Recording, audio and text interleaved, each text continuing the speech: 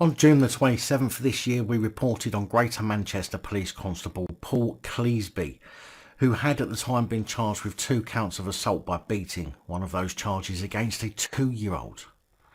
In November 2021, Cleasby was assigned to a domestic assault incident.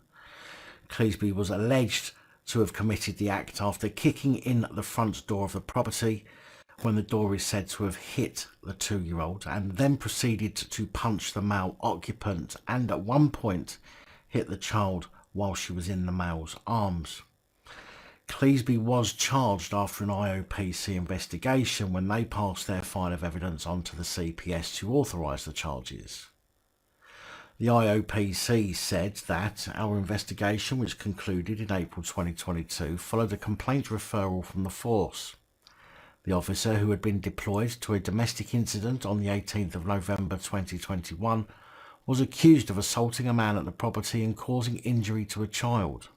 During the course of our investigation, we examined body-worn video footage and took statements from the complainants and police officers who were present.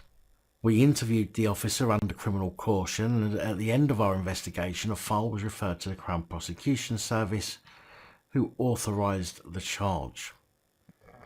Steve Noonan, Director of Major Investigations for the IOPC, said it was very important for the matters to be independently and thoroughly investigated, and it was right it was heard in open court, which provides the transparency that is vital for public confidence in policing and in the complaints system. Once our investigation has concluded, where necessary, we present our findings to the Crown Prosecution Service, who then decide whether to authorise a charge or not. Which sounds to me a lot like an attempt to pass the buck on to the CPS, rather than simply admitting they were wrong if in fact they were wrong. After all, the CPS can only go on the information provided by the IOPC. Appearing at Liverpool Crown Court yesterday for the last of a 3-day hearing, Cleasby was found not guilty of assault by beating.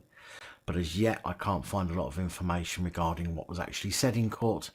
But even though Cleasby was found not guilty, he still now has to face a misconduct panel to answer for gross misconduct over breaches of standards of professional behaviour in respect of authority, respect and courtesy, orders and instructions, use of force, honesty and integrity and equality, and diversity.